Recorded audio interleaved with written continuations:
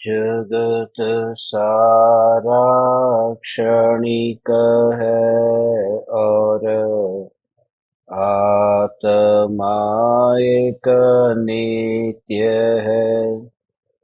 आत्मा का अनुभव बस एकमात्र नित्य है।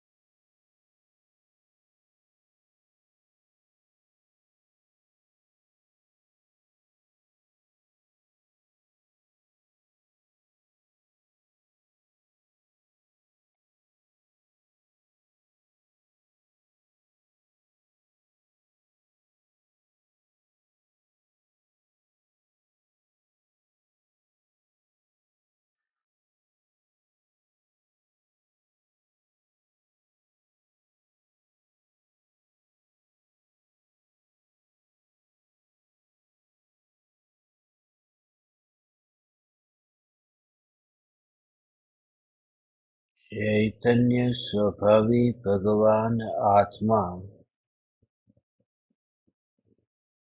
अनादि अनंत शुद्ध चैतन्य मात्र है। ज्ञान मात्र है। मैं शुद्ध चैतन्य मात्र, ज्ञान मात्र, भगवान आत्मा हूँ। प्रति समय यह जागृति बनी रहे। इस जागृति का नाम धर्म है।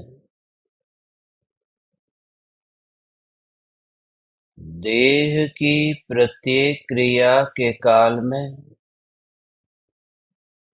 और विकल्पों के बहते प्रवाह के काल में ज्ञानी को प्रति समय यह जागृति रहती है कि मैं चैतन्य तत्व इस देह की किसी भी क्रिया में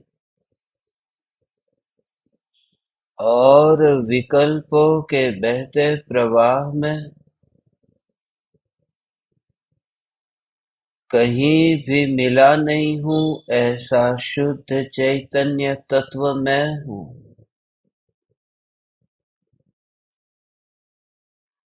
प्रति समय स्वयं की शुद्ध चैतन्य सत्ता का बोध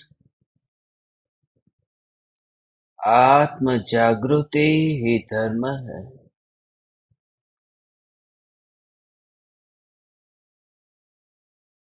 चैतन्य तत्व की स्व संवेदन प्रत्यक्ष निर्विकल्प अनुभूति के काल में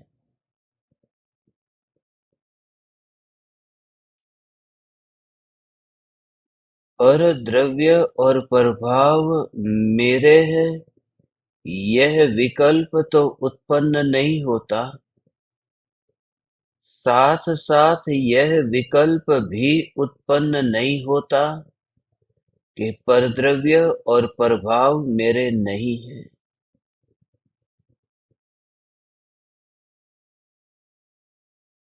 जहाँ पर संबंधी समस्त विकल्प विलय को प्राप्त होते हो,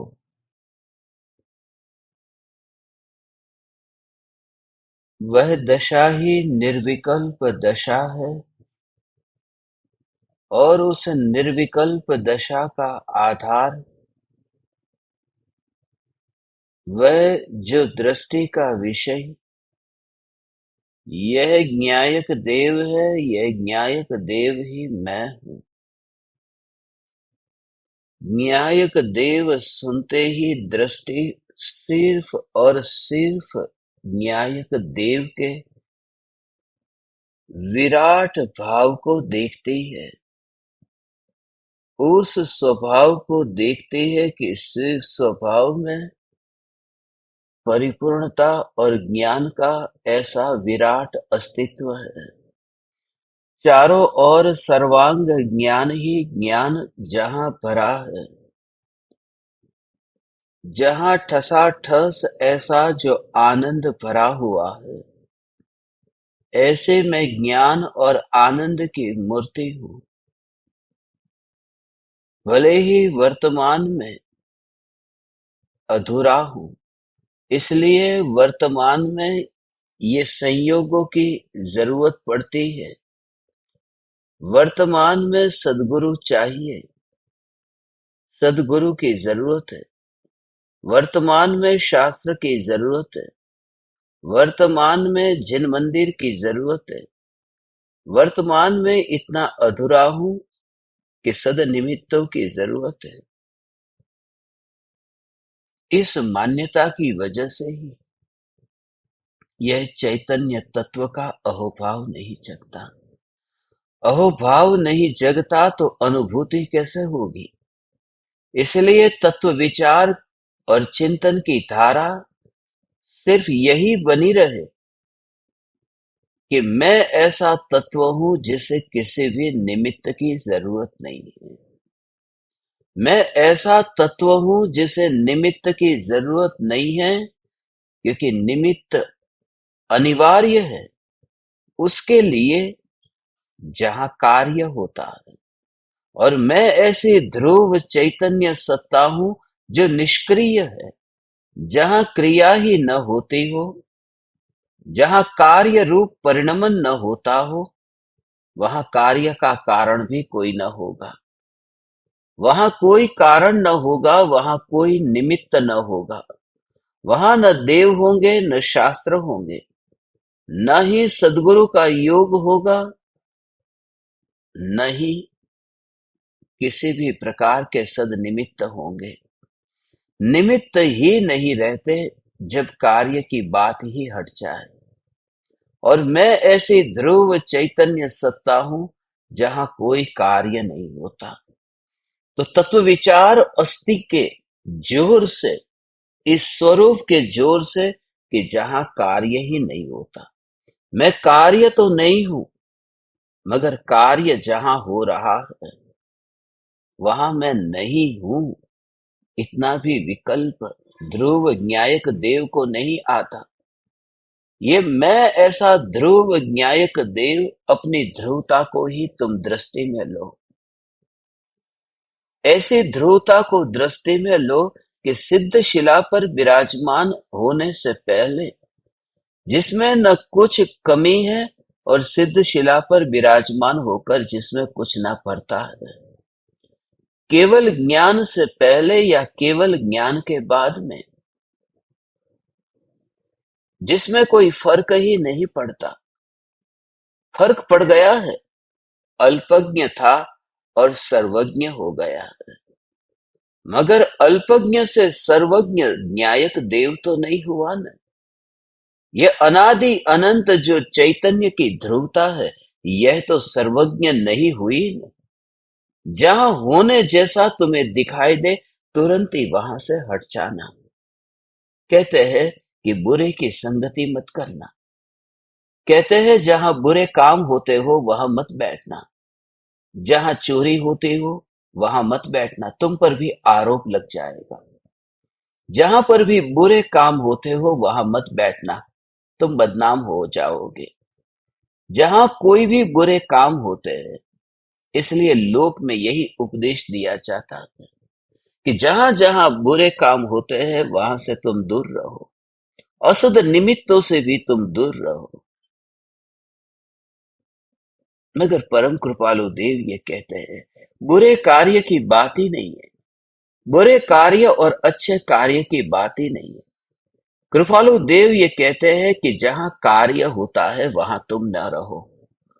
वहां तुम न रहो अर्थात तुम वह ध्रुव सत्ता हो, तुम वह अस्थि स्वरूप चैतन्य हो जिसमें अनंत काल तक कोई कार्य नहीं होगा। तो तेरे अंदर में ही पर्याय में परिणमन शुरू हो जाएगा। जो तेरा परिणाम है वह पिघलने लगेगा।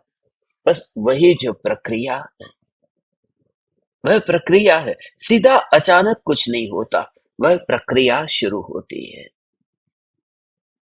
वह भाव से शुरू होती है। इसे कहते, ये मिठाई ली, अभी जीभ पर आई नहीं मगर रस अभी आने लगा। आंखों से आंसू तो बाद में टपकते हैं, पहले आंख में तैयार होते हैं। वो जो आंसू यहाँ आंख में इकट्ठे हो रहे हैं, ये पानी पानी जो आ गया है, ये जो प्रक्रिया जो चल रही है, ये प्रक्रिया बहुत महत्वपूर्ण है। इसलिए क्योंकि उसी समय से ये भाव अंतर में ग्रहण होना शुरू हुआ है। स्व संवेदन प्रत्यक्ष अनुभूति से पूर्व उस प्रकार के भाव प्रारंभ होते हैं। और वह जो भाव प्रारंभ होते हैं वह ऐसे कि मैं ऐसा तत्व हूं जहां कार्य नहीं होता, कार्य से सदा दूर रहने वाला, बुरे कार्य से नहीं, कार्य से सदा दूर रहने वाला, ये ध्रुव न्यायक देव मैं हूं। इसलिए तेरी कोई मजबूरी जीवन में हो, अभी मेरी मजबूरी है कि मुझे किसी का सहारा लेना पड़ता है। अभी मेरी मजबूरी है, मुझे ग्राहक को बाप कहना पड़ता है। मेरी अभी मजबूरी है। तुरंत ही ऐसा स्मरण में आए कि मैं ऐसी ध्रुव चैतन्य सत्ता हूं जिस सत्ता की कोई मजबूरी नहीं होती। तो जो हीनता है, वह जो नीचेपन का भाव है, वह जो पराये की गुलामी करने का भाव है, वह पिघलेगा। सिर्फ आंखों से आंसू जब बहते हैं तो आंसू ही नहीं बहते, उसके साथ साथ अहंकार भी बहता है। जब तुम ये तत्व विचार करोगे कि मैं ऐसा तत्व हूं जिसकी कोई मजबूरी नहीं होती, तब तत्व विचार ही अकेला नहीं होता, उस समय मिथ्यात्व भी पिघलने का कार्य शुरू कर देता है। मिथ्यात्व रहता ही नहीं, वह घड़ी आ जाती है। ये शुरुआत की थी, ये मंगलाचरण किया था, अभी मंगल मुहूर्त, अभी तो ये शुरुआत हुई थी।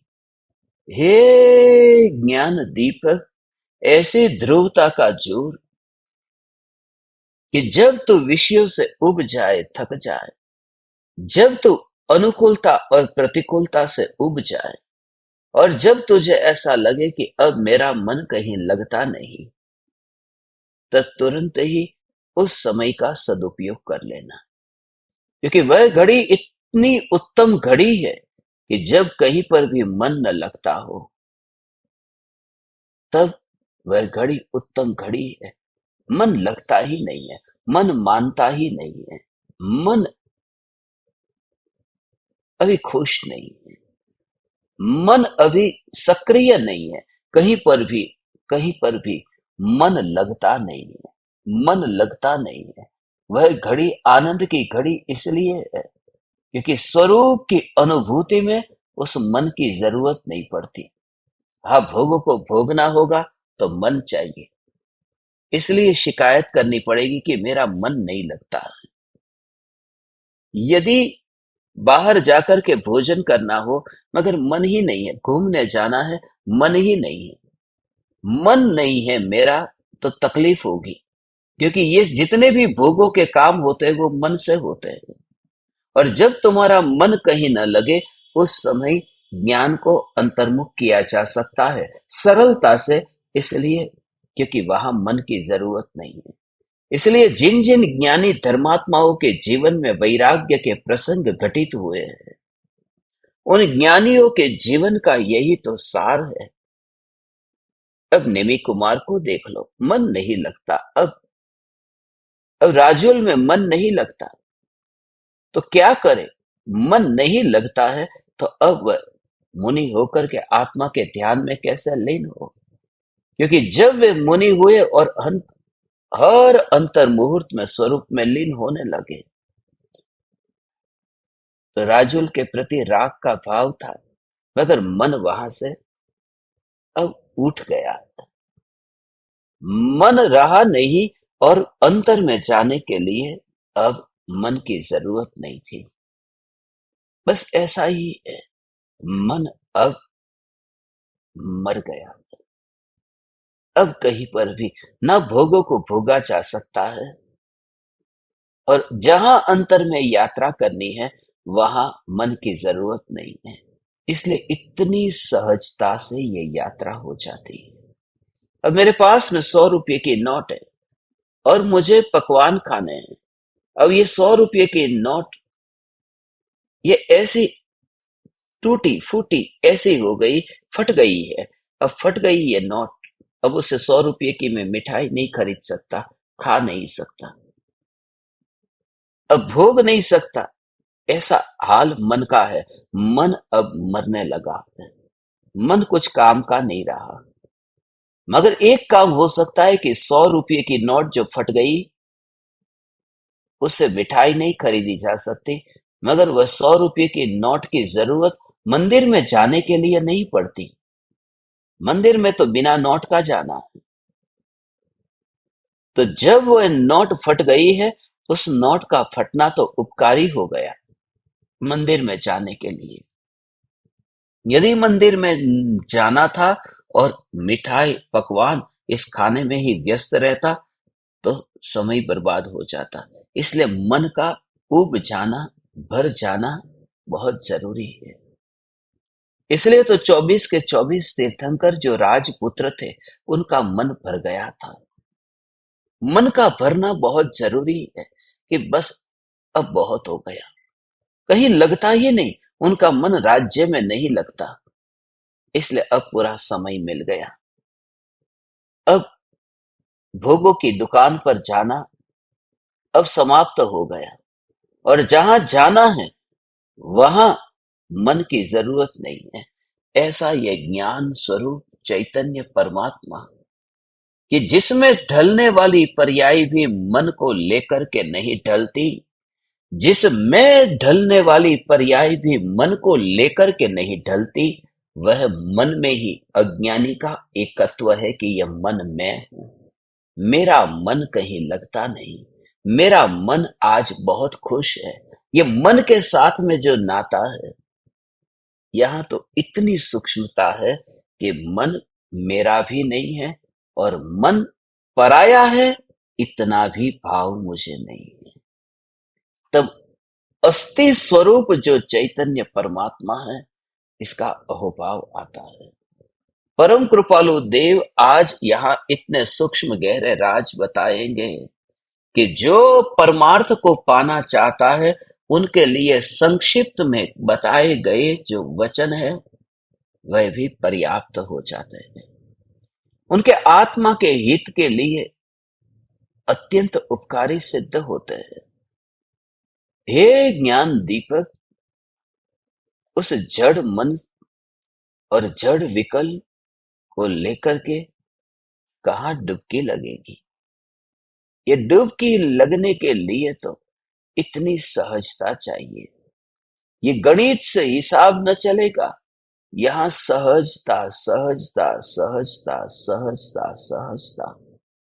हजारों टन का जहाज पानी के ऊपर तैरता है, और छोटी सी कील जो पानी के तल पर चली गई, तरंग पर तैर न पाई।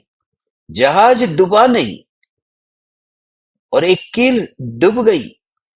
वह जो सहजता है, गहराई में जाने की सहजता, उसके लिए बोझ की जरूरत नहीं है। इसलिए जो जीव इतना सहज हो जाता है और निरंतर इस तत्व विचार से मैं ध्रुव न्यायक हूं, you just feel the connection, you just feel the connection. तुम्हारे शरीर के ये अनंत परमाणु, इन अनंत परमाणुओं की अब जरूरत नहीं है। जो काम की बात है वह मैं काम की बात तुमसे कहता हूं। जिन वस्तुओं की जरूरत नहीं है, उन वस्तुओं को लेकर के क्यों जाना। यही जागृति सदाकाल बनी रहे। लगता है कि जो प्रयोजन है वह प्रयोजन बस, उससे अतिरिक्त और कुछ भी नहीं। ऐसा अंतर में चैतन्य तत्व का प्रयोजन। अभी मैं तैयारी कर रहा था, इसलिए साउथ अमेरिका जाने की तैयारी कर रहा था, सामान पैक कर रहा था। और पैक करते करते यही विचार आया, एक एक वस्तु को तोल तोल करके 7 किलो से ज्यादा मुझे लेकर के जाना नहीं है। और जिन वस्तुओं की जरूरत नहीं है, तो उन वस्तुओं को ढो करके उठाकर 45 घंटे का सफर, उतना दूर दुनिया के उस किनारे पर ये बोझ ढो करके क्यों जाऊं? जिनकी जरूरत नहीं है उसे साइड में पड़ा रहने दो। और उस समय हे ज्ञान दीपक तेरी याद आई कि जिनकी जरूरत न हो उन्हें एक और रहने दे। और ऐसा ही जब मैं तुमसे कहूं, do you feel the connection, इसका मतलब कि अनंत परमाणु जो है उसकी जरूरत नहीं है मुझे, यदि तुमसे मिलना है तो। ये हम दोनों की मुलाकात के लिए जो बोझ है, जो बिना काम का है, उसे साइड में रहने दे। और ये 45 घंटे का सफर नहीं है, ये 45 लाख योजन विस्तार वाली सिद्ध शिला पर विराजमान होने का सफर है। और इस सफर के बीच में इन परमाणुओं के साथ में इन बोझ को लेकर के तुम मुझसे मत मिलो। हे चैतन्य परमात्मा, परमाणु की जरूरत ही नहीं है हम दोनों की मुलाकात के लिए। मात्र ज्ञान स्वरूप चैतन्य और चैतन्य, बस परमाणु नहीं है। ज्ञान है, ज्ञान है, ज्ञान है, ज्ञान है। ये ज्ञान ज्ञान ज्ञान ज्ञान ज्ञान, क्योंकि जैसे जैसे ये जोर आया न कि मैं तो ऐसा तत्व हूँ, ऐसा तत्व हूँ, ओ हो,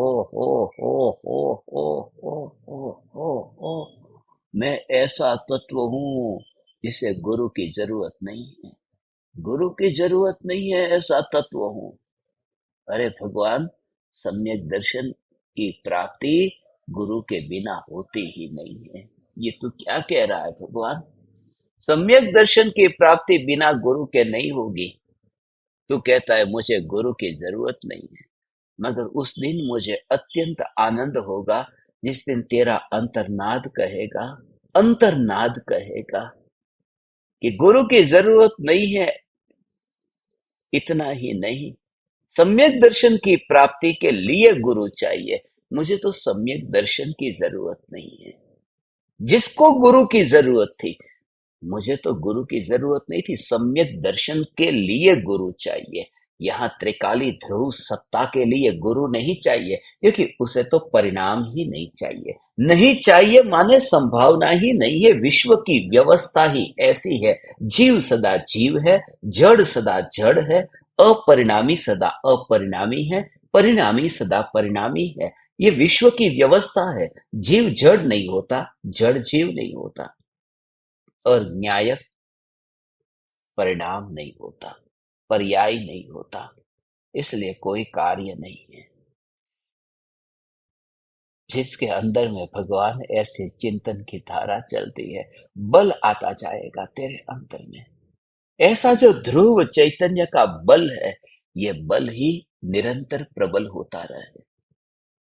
उसके लिए आज परम कृपालु देव जो आत्म सिद्धि शास्त्र की जो मूल विषय वस्तु है, जो 6 पद है, उस 6 पद का निरूपण करने की प्रतिज्ञा करते हैं कि यहाँ पर 6 पद का निरूपण करेंगे। और षट दर्शन और षट पद, इनका संबंध है। ये 6 पद ही क्यों लिखे हैं? 6 दर्शन को समझाने के लिए, 6 दर्शन का पोस्टमार्टम करने के लिए। मगर उन 6 दर्शन के नाम कृपालु देव ने लिखे नहीं। ऐसा नहीं है कि परम कृपालु देव को नहीं आते थे, आते थे, मगर लिखे नहीं।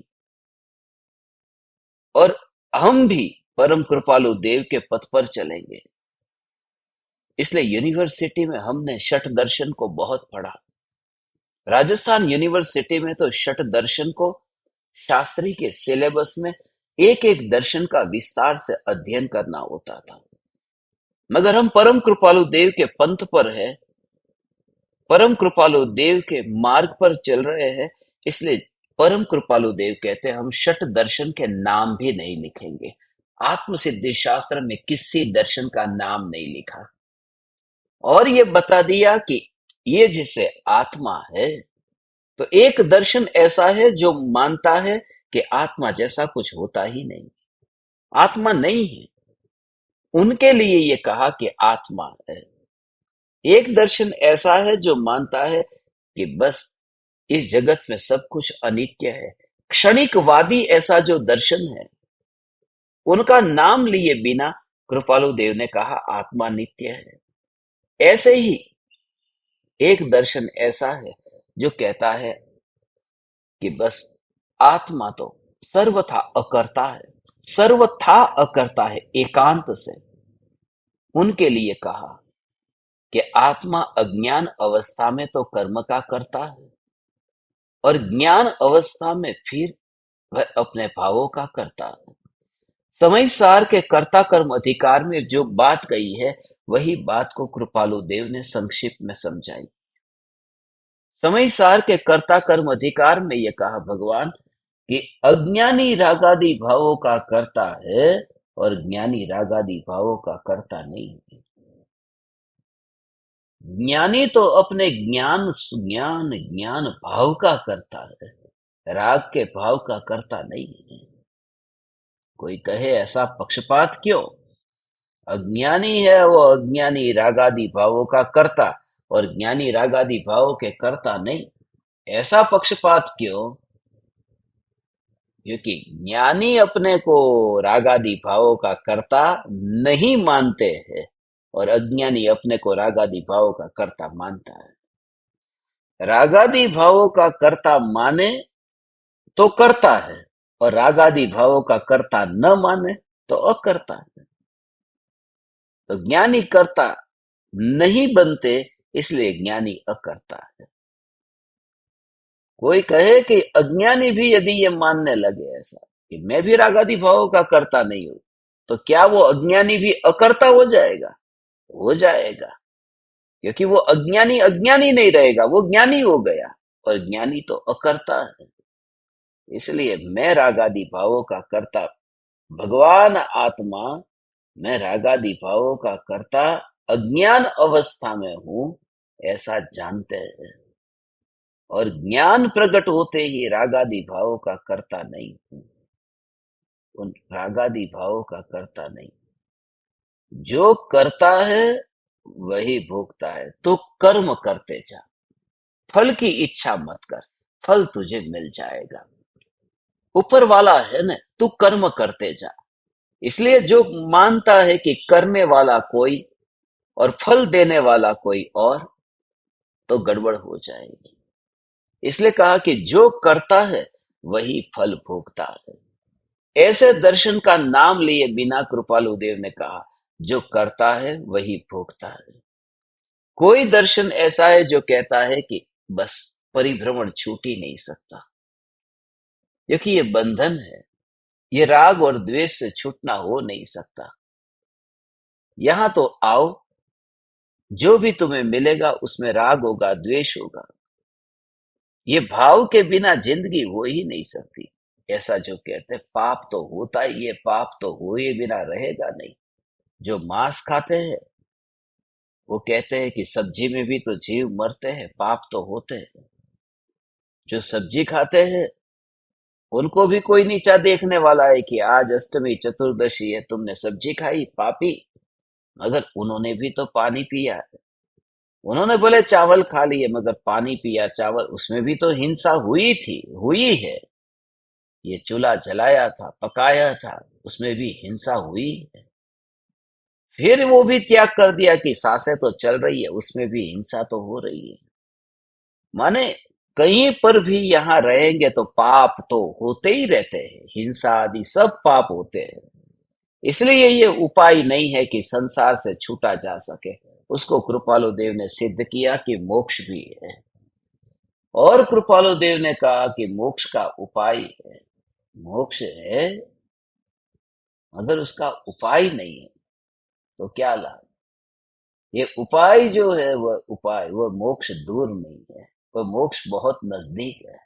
इसलिए कृपालु देव ने जिस तरह से समझाया है, मोक्ष दूर नहीं है।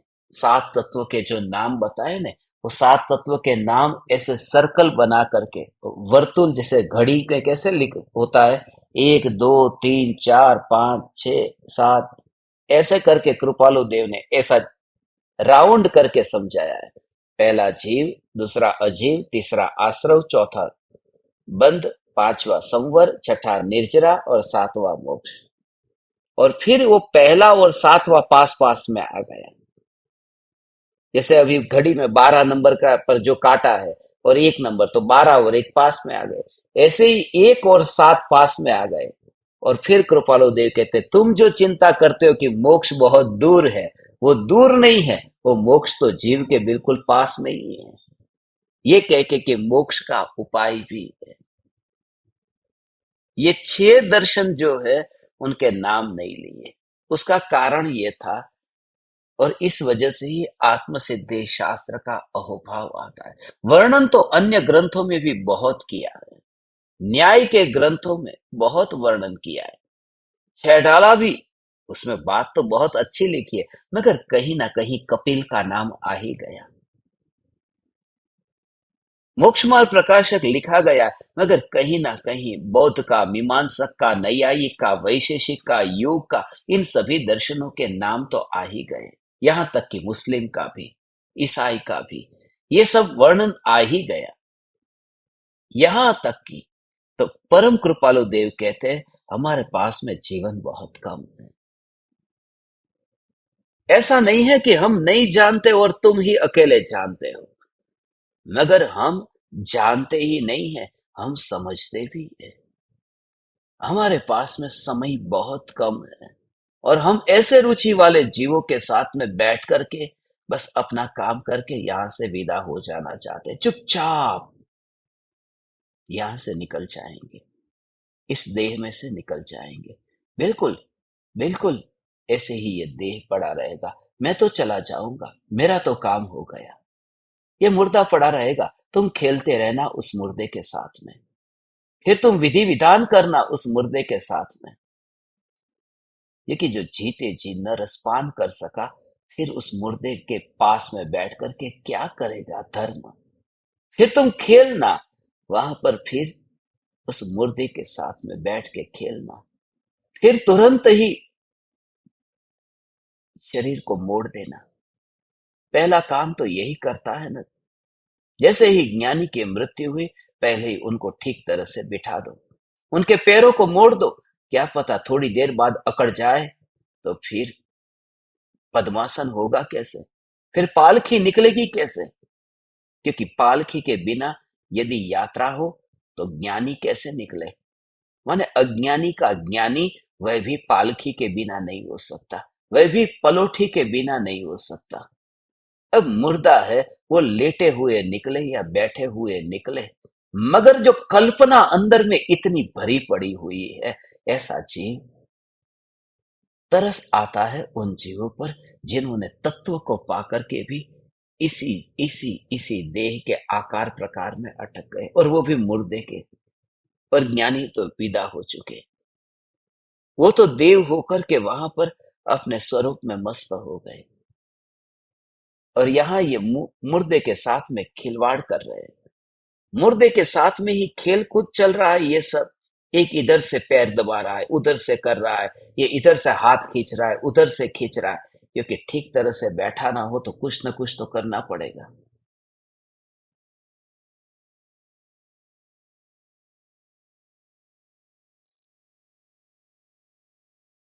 तुम लोग मेरी पालकी मत निकालना, जरूरत नहीं है। जैसा है, जो विधि विधान है, बस खत्म कर दिया। बस पिंजरे को फिर पिंजरे के विधि विधान के लिए उसे बिठा करके निकालो, लेटा करके निकालो। अरे तुम्हें पता नहीं है, भावलिंगी मुनिराज जब वन जंगल में आत्मा के ध्यान में लीन है, हे ज्ञान दीपक, वहां तो कैसी हालत है, कहाँ पालके निकलेगी।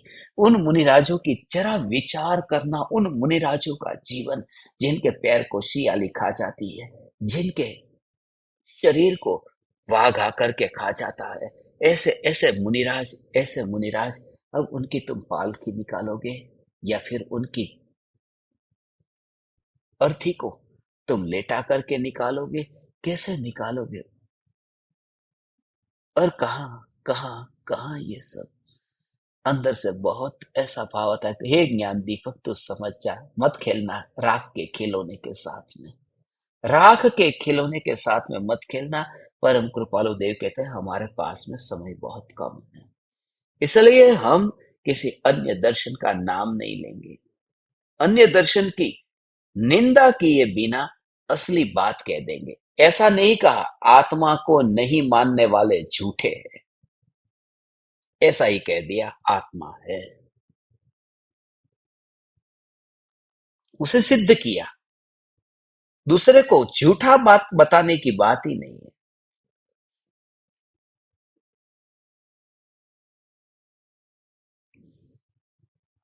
वास्तव में तो कृपालु देव की कृपा कैसी है मालूम है?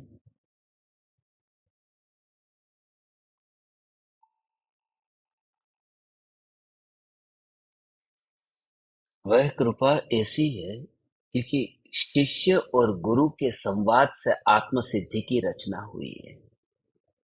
तो शिष्य की जो शंका है, उस शंका को उस रूप में देखना जैसे अन्य दर्शन वाला अपने मत को बताता है, अपने अभिप्राय को व्यक्त करता है कि आत्मा नहीं होता, दृष्टि में आता नहीं।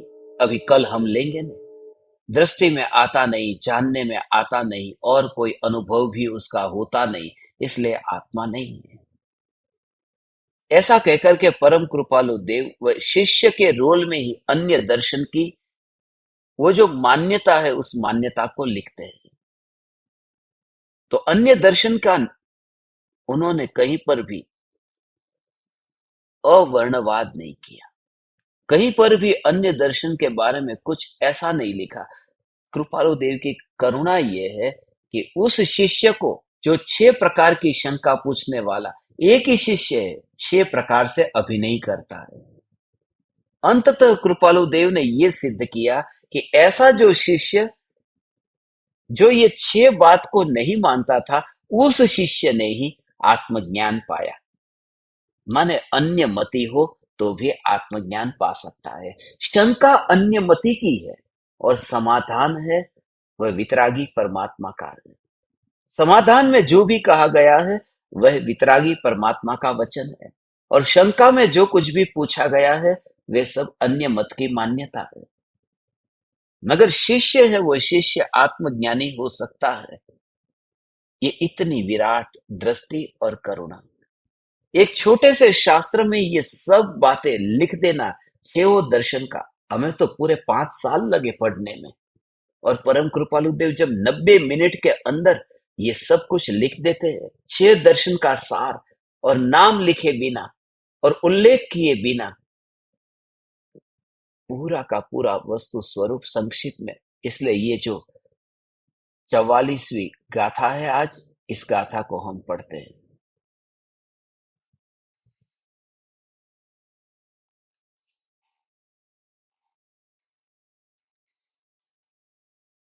षट्स्थानक संक्षेप मां षट दर्शन पणते समझावा परमार्थ ने कया ज्ञानिये।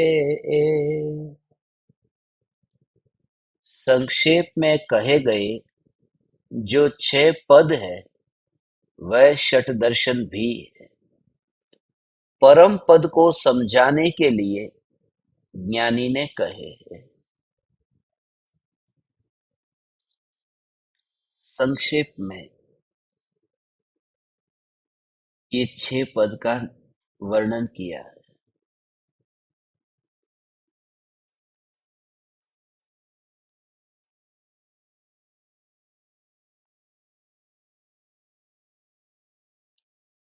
कृपालु देव ने ये जो 6 पद का वर्णन है, उस 6 पद के वर्णन को संक्षेप में कहा, क्योंकि विस्तार से याद नहीं रह सकता।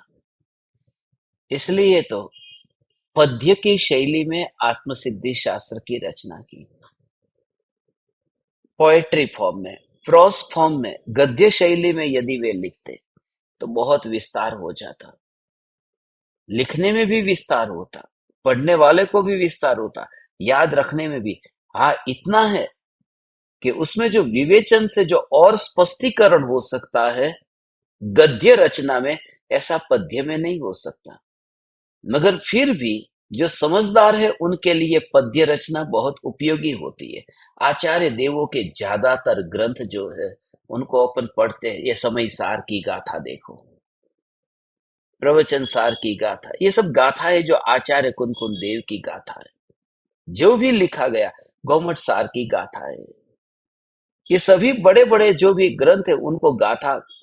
और उस समय उनकी कवित्व शक्ति, उनका ज्ञान, उनके अंतर में वो जो कला थी कि एक एक शब्द का उपयोग कैसे करना। मुनि तो थे ही, हर अंतर मुहूर्त में आत्मा के ध्यान में लीन होना, हर अंतर मुहूर्त में लीन होना, और करुणा का भाव जगे तो सहज ही ऐसी रचना हो कि एक ह्रस्व, एक दीर्घ, किसी भी प्रकार की मात्रा मात्र की भी भूल न हो, और पूरी तरह से प्राकृत में, संस्कृत में ऐसे जो गाथा और श्लोक जो लिखे गए हैं, वो संक्षिप्त में लिख करके भी बहुत कुछ कह दिया। और दूसरी बात यह है कि जैसे जैसे दशा निर्मल हो जाती है, ऐसे ही संक्षिप्त में समझाने की कला भी बढ़ जाती है। फिर अधिक बोलना नहीं पड़ता, इसलिए हमें हजारों घंटे बोलना पड़ता है। मगर कोई, अब गुरुदेव श्री कांजी स्वामी हजारों घंटे बोले हैं, मगर कृपालु देव सिर्फ 90 मिनट में सार बता देते हैं। और उससे भी ऊपर यदि जाओ तो आचार्य कुंदकुंद देव, वो तो और संक्षिप्त में। और यदि और तुम ऊपर जाओ तो तीर्थंकर परमात्मा तो सिर्फ ओमकार, ओम, इतने में तो 12 अंग, द्वादशांगी वाणी सब समा गया इसमें। जैसे जैसे ऊपर की दशा बढ़ती जाती है, वाणी कम होती जाती है, और उस वाणी को सुनकर के समझने वाले जीव है, वह जीव ग्रहण कर सके ऐसी शक्ति भी उस वाणी में होती है।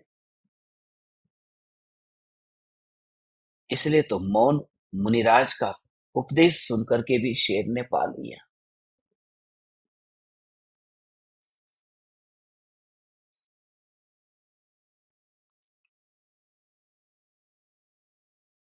हे ज्ञान दीपक,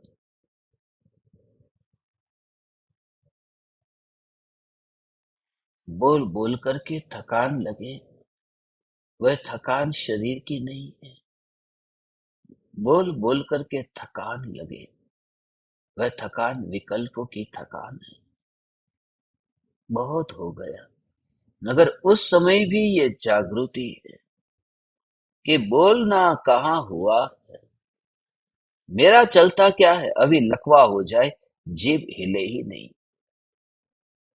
ये होठ हिले ही नहीं।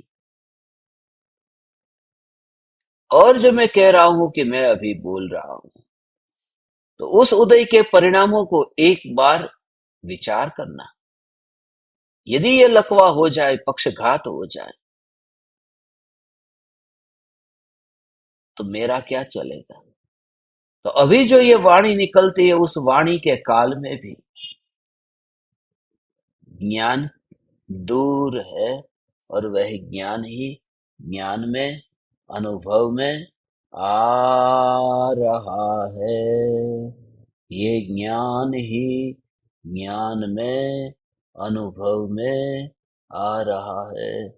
तो उसमें ये जो ज्ञान ज्ञान ज्ञान ज्ञान ज्ञान ज्ञान ज्ञान ज्ञान ज्ञान ज्ञान ज्ञान ज्ञान ज्ञान ही अनुभव में आ रहा है।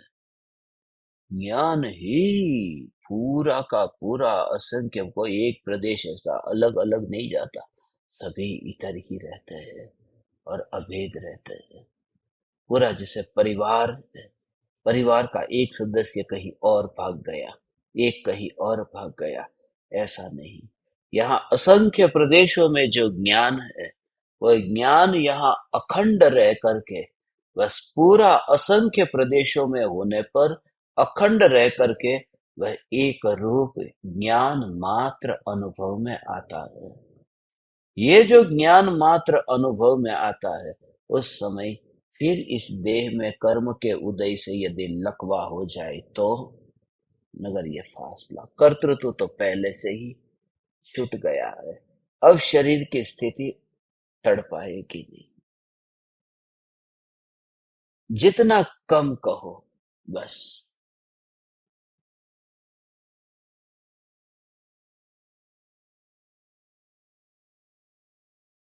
संक्षिप्त में समझाया,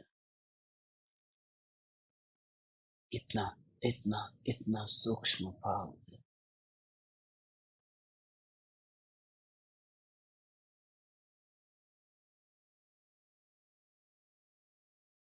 यदि 1 घंटा बोलना हो, तात्कालिक बोल सकता हूँ। अगर 15 मिनट बोलना हो तो तैयारी करनी पड़ती है, और 5 मिनट बोलना हो तो और ज्यादा तैयारी करनी पड़ती है, और 1 मिनट बोलना हो तो और ज्यादा, क्योंकि उसमें फिर वो कितना विचार करके निर्णय लेना पड़ता है कि क्या कहना, पूरा सार वो 1 मिनट में क्या कहना है। तो बहुत बहुत बहुत बहुत बहुत मेहनत करनी पड़ती है। और कृपालु देव ने ये जो संक्षिप्त में लिखा है, एक शब्द की भी कहीं पर भी गड़बड़ हो सके, विरोध हो सके, नहीं तो मुस्लिम लोग इसको हाथ में लेंगे कैसे। दुबई की मेन जो नेशनल लाइब्रेरी, उसमें दुबई में उसकी जो इतने सालों पुरानी ऐसी जो पब्लिक लाइब्रेरी, उसके अंदर ये शास्त्र लेंगे कैसे। ऐसा नहीं है कि वो लोग मूर्ख है, मगर एक एक बात पढ़ करके वो देखते हैं, वे भी कसौटी पर कसते हैं। और बैतलहम में, जेरूसलम में, इज़राइल, ये इज़राइल में ये क्यों लेंगे? क्योंकि कृपालु देव के वचन ऐसे वचन हैं, किस्से के बारे में किसी का नाम लिए बिना ही तत्व को कह देते हैं। बस बस बस बस। हे ज्ञान दीपक, बस। हाँ हाँ हाँ, यही मूल बात है, मूल बात है। कृपालु देव में वह कला थी, इशारे से समझाने की कला थी। जैसे कहते हैं एक तीर से दो पक्षी एक साथ में मार दिए। यहाँ पर कृपालु देव जो एक एक वचन ऐसा है कि उसके साथ में इतने शास्त्र का कनेक्शन आ जाता है। ये छह दर्शन की बात आ गई, मगर 6 दर्शन में से किसी का नाम नहीं लिखा। नाम लिख करके एक गाथा और भी लिखी जा सकती थी, मगर कृपालु देव ने ये नहीं लिखी। भगवान, हम परम कृपालु देव के पथ पर चले। बस दुनिया में क्या गलत हो रहा है उसकी और हमारी दृष्टि न जाए, और जाए तो भी उसमें से यह तत्व निकालना कि सत्य क्या है। बस अपनी बात यहां पर है।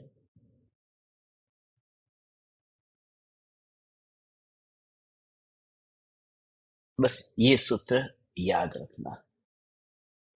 ये गाथा जो है, ये गाथा, ये Nirma Nirma Nirma Nirma Nirma washing powder, Nirma washing powder, Nirma washing powder, Nirma washing powder, Nirma washing powder, Nirma, ऐसा बस। ये उस बात को बताने वाली गाथा है।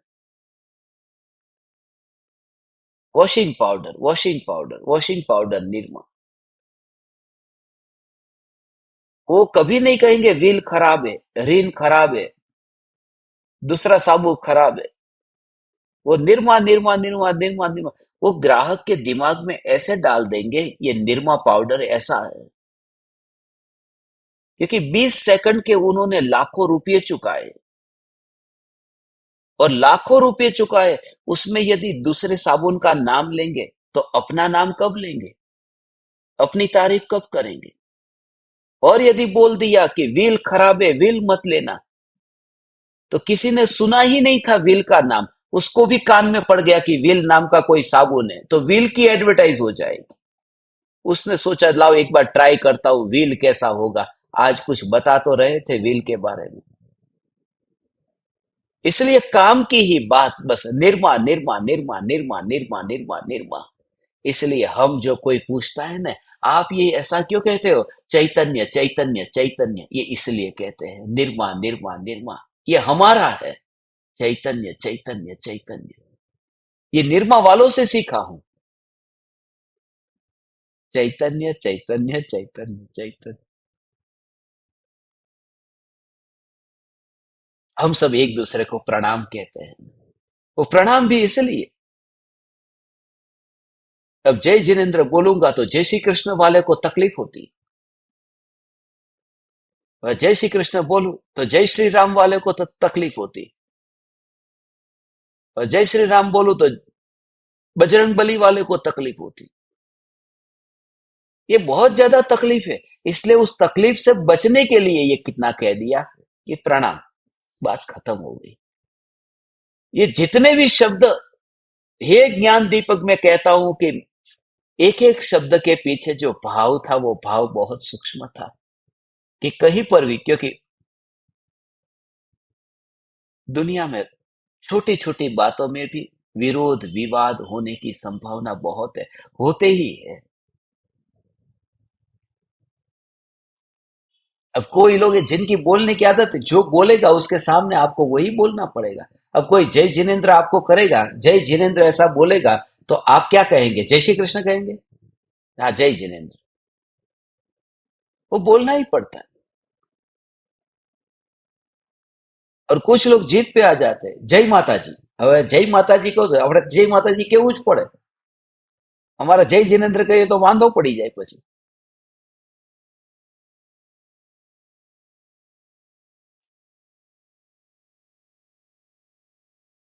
જય માતાજી વાળાને જય માતાજી કેવું પડે, જય શ્રી કૃષ્ણ વાળાને જય શ્રી કૃષ્ણ કેવું પડે। એટલે અમારે આ બધું કઈ કેવું જ નહીં, જય જય ની વાત જ નહીં, प्रणाम, बस खत्म। और ये भी बहुत मजबूरी हो तो ही, यदि मजबूरी ना हो तो ऐसे ही बस।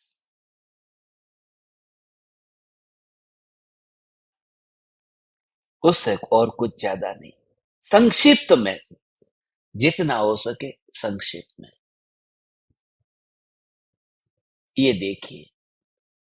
और जो कृपालु देव कहते हैं, संक्षेप में कहे गए जो 6 पद है, वह षट 6 दर्शन भी है, परम पद को समझाने के लिए ज्ञानी ने कहे।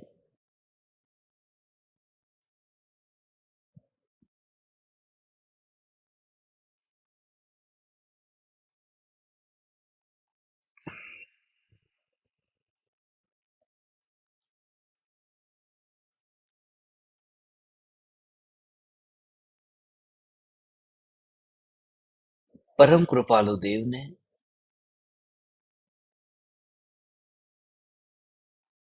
सिर्फ 6 दर्शन का निरूपण करके 6 दर्शन को 6 पद में ही नहीं बताया, मगर अपेक्षा के साथ में बताया है।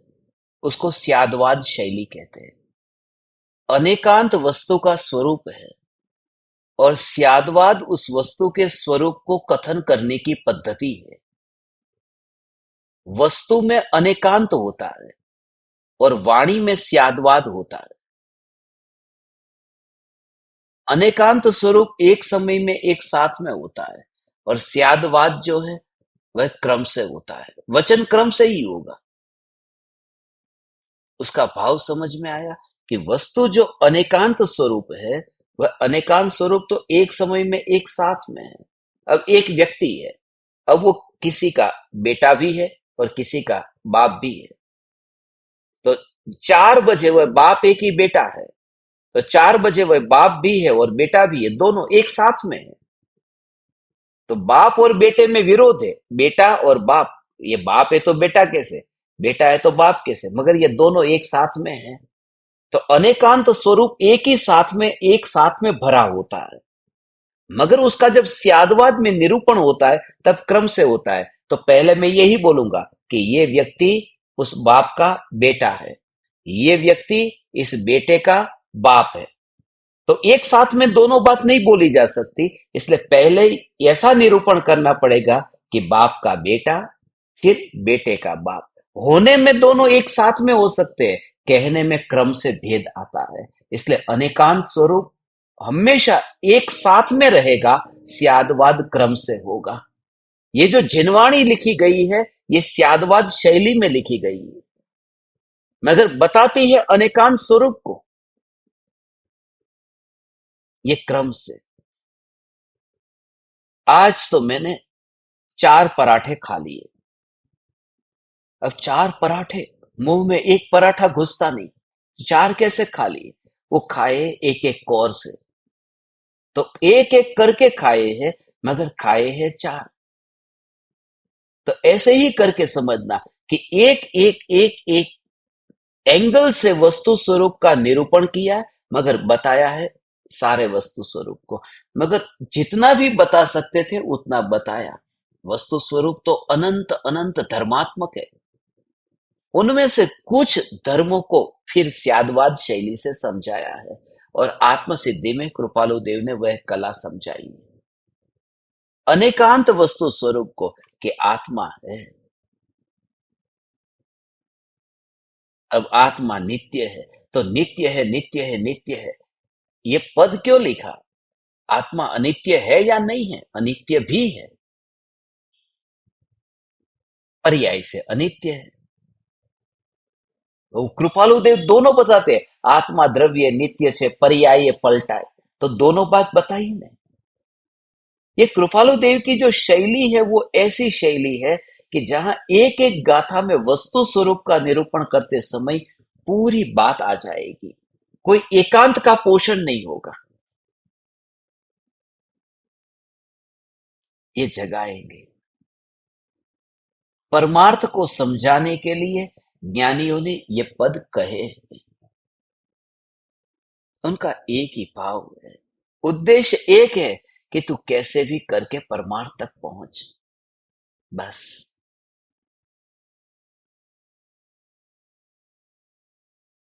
ओहो हो, हे ज्ञान दीपक, परमार्थ को पाना है, परम पद को पाना है। परम पद को पाने के लिए ये कहे, मगर जब तू सुनेगा तो सुनते समय मैं स्वयं परम पद स्वरूप परमात्मा हूं, यह जागृति।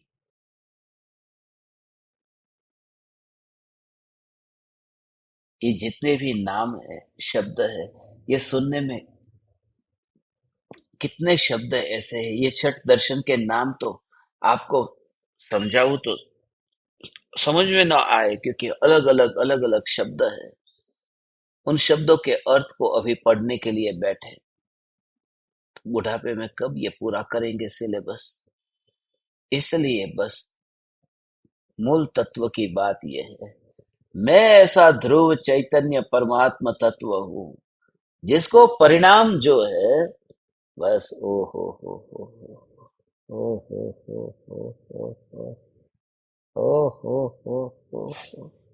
मोक्ष चाहिए कि नहीं चाहिए? एक बार मैं अपने को देख लेता हूँ, हो आम अंदर में જોઈ લેવાનું। ओहो हो, दूध वाला आया, सब्जी वाला आया, सब्जी लेंगे, दूध लेंगे। रुक अभी एक बार रुक, फ्रिज में जाके देख लिया कि भरा फ्रिज सब्जी से भरा है। अब दूध तो भरा है, इतना भरा है, तो क्या कह दिया कि भाई नहीं चाहिए, रहने दे। ना ना ले लो, अरे भाई नहीं चाहिए, पहले से पड़ा हुआ है, तो ऐसा भाव आता है ना। तो अंदर से ऐसा है कि तुझे मोक्ष चाहिए तो एक बार अंदर जाकर के देख लेना, ऐसा अंदर में हो डीप फ्रिज के अंदर, कि ये न्यायक देव अंदर में अनंत गुणों का भंडार जो भरा हुआ है, मोक्ष कहाँ चाहिए भगवान। ऐसा परिपूर्ण न्यायक न्यायक न्यायक न्यायक न्यायक न्यायक न्यायक न्यायक न्यायक का जोर लाना, आशा, हा हा हा हा हा, ऐसा न्यायक देव का जोर अंतर में है कि जिसको मोक्ष चाहिए, देख लेता हूं एक बार। तो ये देखे बिना मत बोलना हो सीधा। अज्ञानी जो क्या कहता है, अज्ञानी क्या करता है, बिना देखे बोल देता है। एक बार जाकर के देख ले और फिर ये कहे तो तेरी प्रामाणिकता भी है। ओ हो हो हो हो, ये न्यायिक देव की ऐसी प्रामाणिकता है। ये तत्व खाली बस तुम्हें समझ में आए, पूरा सार समझ में आ गया। हे ज्ञान दीपक, थोड़े थोड़े शब्द अभी आगे आएंगे, समझेंगे, कठिन लगेंगे, मगर निराश मत होना, ये सब समझ में आएगा। बचपन में इतना अभ्यास नहीं किया, पढ़ाई नहीं की, बुढ़ापे में तो ये बात मिली। ज्यादातर ज्ञान दीपक ये सब पंजाब के ज्ञान दीपक है, दिल्ली के हैं, उनको तो पता नहीं था कृपालु देव कौन है, नाम भी नहीं सुना था, तस्वीर भी नहीं देखी कृपालु देव का। ऐसे कितने जगह पर पता ही नहीं है लोगों को। ये कृपालु देव जैसे 7 सिस्टर की ऐसी स्टेट सेंट्रल लाइब्रेरी के अंदर एक भी डायरेक्टर को पता नहीं है श्रीमद राजचंद्र कौन थे। और ऐसा महापुरुष अनजाना और छुपा ही रह गया। ये दुनिया बहुत ऐसा है भगवान, ज्ञानी छुपे हुए गुफा में ही रह जाते हैं। ऐसा पता ही नहीं था, सुना नहीं बचपन से।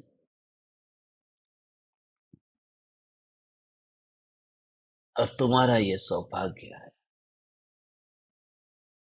इसलिए मैं आपको और आपके परिवार को, आपके बच्चों के लिए कितना कहता हूं कि हर रविवार को अपने बच्चे को आप भेजो।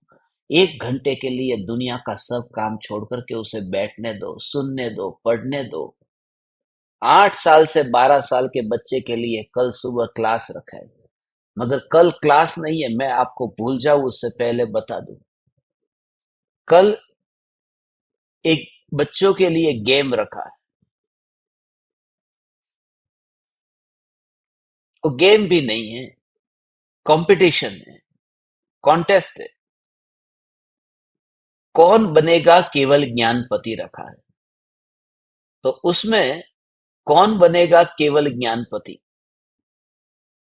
मैं बच्चों को उमराला में आध्यात्मिक साधना केंद्र के विद्यार्थियों के लिए 200-200 बच्चे जब वहां आते थे, बड़े बच्चे सब, तब वहां पर हम खेलते थे ये कौन बनेगा केवल ज्ञानपति।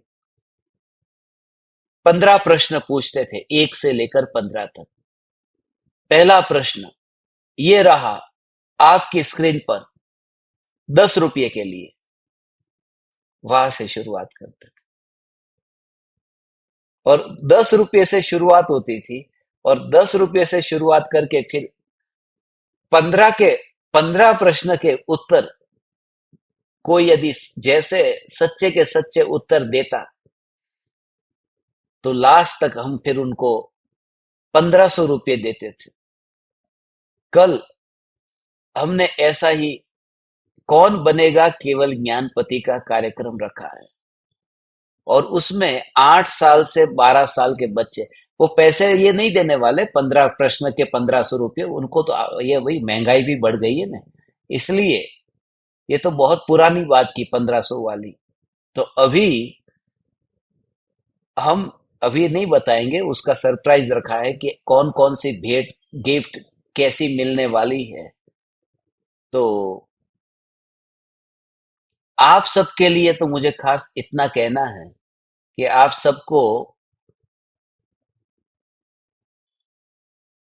ऑडियंस के रूप में 11 बजे से 12 बजे के बीच में अनुकूलता हो तो, आपकी कंपलसरी नहीं है, वहां बच्चों के साथ में बैठना है और दर्शक के रूप में आपको आना है तो जूम ज्वाइन कर सकते हैं। 11 से 12 जो ज्ञान दीपक है, जो वो आपको, बच्चों को वो सब गेम खिलाएंगे और उनको इस निमित्त से भी बच्चे का उल्लास उत्साह बढ़ता है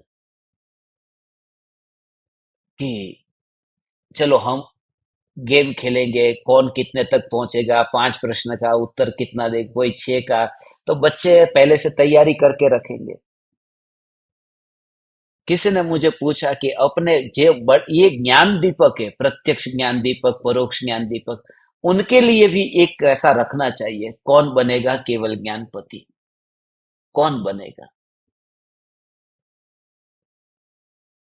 तो मैंने 2-4 ज्ञान दीपकों से राय ली।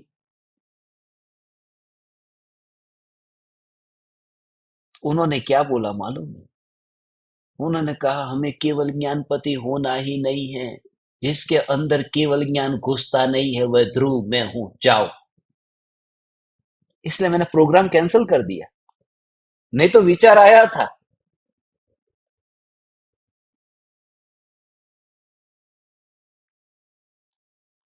हमें केवल ज्ञानपति नहीं होना है, चैतन्य है, यही पर्याप्त है। बच्चों को खेलने दो, बच्चे थोड़े दिन खेले, फिर उब जाए और फिर वे भी इस पथ पर आए कि जिसमें केवल ज्ञान भी नहीं आता, नहीं मिलता, ऐसा चैतन्य परमात्मा मैं हूं। तो कल 11 बजे आप सब समय पर आना। और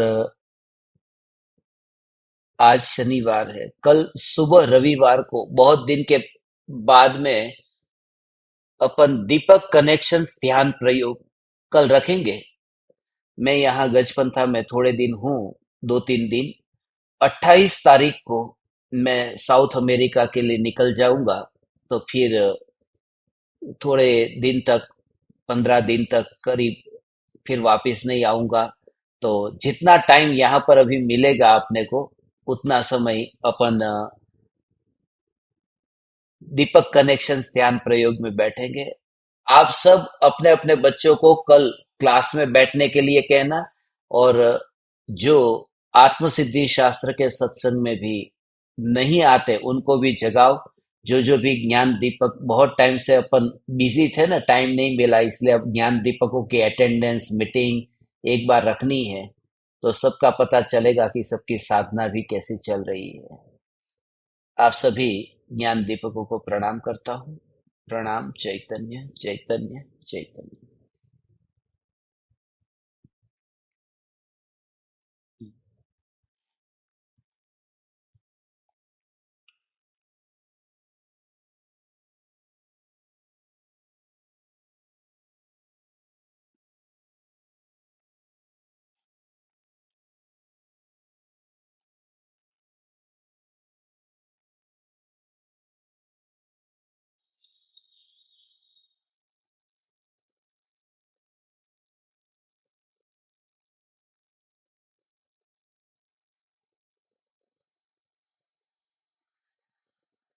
अहो अहो श्री सद्गुरु करुणा सिंधु अपार,